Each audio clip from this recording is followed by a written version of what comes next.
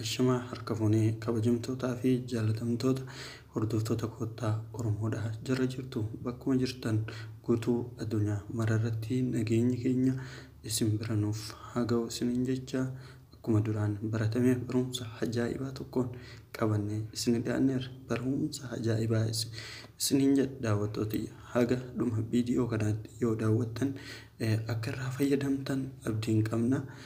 Kun dhaamsa kennaa daawwattootaa fi hordoftoota kottaa Oromoodhaa. Osoo gama barumsa har'a qabannee dhiyaannetti isin dabarsine warroonni YouTube chaanalii keenya haaraa taatanii gama kottaa Oromoodhaa dhuftan nooraa isiniin jenneerra. Kanaafuu subscribe gochuudhaan notification akka isin bira ga'u all notification gochuudhaan nu hordofaa barumsa nu gallakkifnu akka yeroo nu gadhiifne yookiin gallakkifne isin bira ga'ee waa irraa baraaftan irraas waa barachuudhaan fayyadamaa isiniin jenna. Kun dhaamsa keenya warra kottaa Oromooti. Akkasumas warroonni nu hordoftan nu jalatti argamtan viidiyoon keenya yoo isin tole like gochuudhaan akka viidiyoo keenya jaalattan mirkaneessuu ni dandeessanii. Har'aan tana barumsa qabadheetti isin dabarsa. Barumsi har'a qabadhee dhiyaadhe zeeroo irraa kaanee akkamitti yeroo gababduu yookiin ol guddattu ji'a tokko yoo gadi qeessine bulii 15tti akkamitti maatii yookiin subscribe kuma guuttachuu dandeenya kan jedhu qabadhee isin dhiyaadheetiin jira.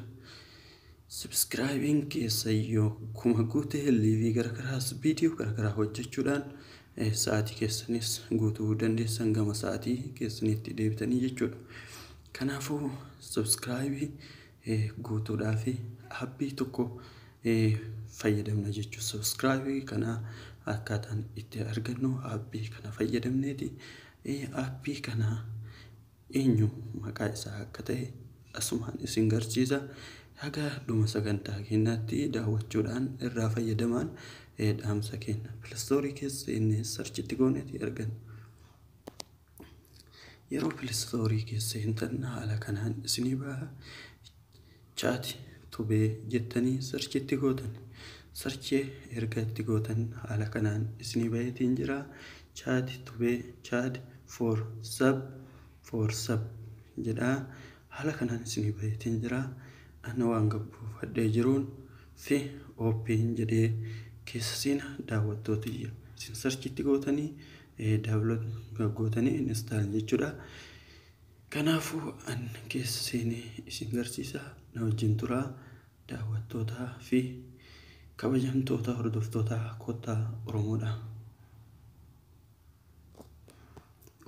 Haala kanaan yeroo isin baadhee allow iddoo jettu tanarratti dhukaasuudhaan ammas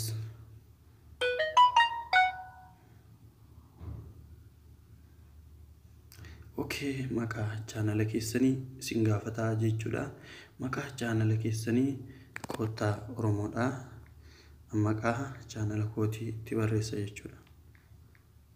Kottaa Oromoo.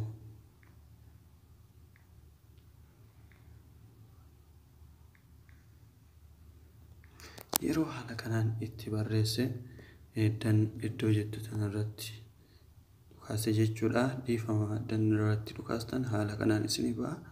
Erga isinii bahee irratti dhukaafna mallattoo qulfii fakkaattu kanarratti haala kanaan isinii baaseetiin jira. Maqaan keessanis asirra isinii baha. Tartiibaan akkana yeroo inni isinii baase kottaa Oromoo isa jedhuuf profaayilii kiyya hojii waan naa baaseeru irra dhukaasa jechuudha. Yeroo irra dhukaasee haala kanaan naa bahee gootuun chaati iddoo jettu tanarratti ammas dhukaasa. Haala kanaan naa banameetiin jira. Biyyoota irra jirtu akkanatti isinii baasa. Biraazilii irra jira. Kanaafuu kan Biraazilii kana keessa seeneetiin liinkii koppii gootanii fiddan jechuudha daawwattooti. Liinkii koppii yoo gootanii fiddan haala nama online irra jiru kun online irra jira. Mee gruppii nama 17 kana irra keessa seenee isin agarsiisa na wajjin tura. Haala kanaan nu baha jechuudha. Namni tartiibatti deebi'e mee isa kana keessa seeneetiin tokko keessaa isin garsiisa. Okay, haala kanaan keessa seentanii online jirti. Linkii video kiyyaa copy godhee video san asitti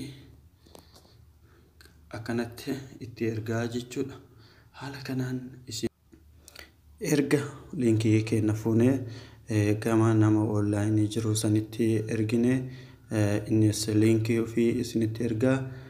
Linkii namicha kanaa irratti dhukaasuudhaan YouTube channel isaa subscribe fi like goone screenshot gochuudhaan itti ergina. Innis deebi'ee likes godhee subscribe gochuudhaan screenshot godheetiin nu ergaa jechuudha. Haala kanaan dhibbatti wanta sobaa osoo hin taane wanta dhugaati akkuma isin garsiisu kana nu wajjin tura. Linkii inni erge kana irratti dhukaasuun keessa seena. Kama YouTube channel isaa nu geessa jechuudha.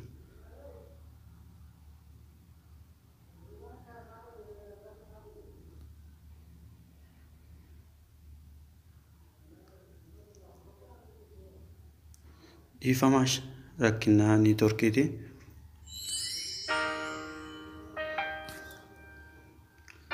Erga gama channelaa namticha linkii nu ergee geenne like goona.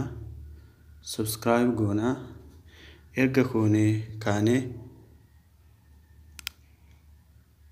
screenshot goona jechuudha. Duuba deebi'uudhaan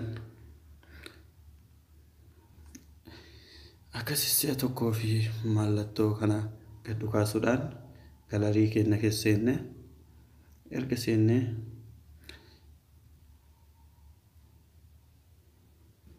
haala kanaan screenshotii goone san itti erginaa jechuudha. Yeroo akkanatti ergine yoo inni linkii keenya keessa seenee subscribe nu gochuudhaaf gama channel keenya deemu sagalee dhageessisaa. Akkuma dhageessan kana sagaleen dhagahamu kun namichi kun yeroo linkii keessa irra dhukaase channel keessanii deemu hin dhageessisa. Haala kanaan itti fayyadamaa. Dhibbaan isin fayyada. Daawwattootiyya isin jaaladhaa. Horaa bulaa share gochuudha walii dabarsaa isiniin jedha. Kun dhaamsa kooti akka isin tolus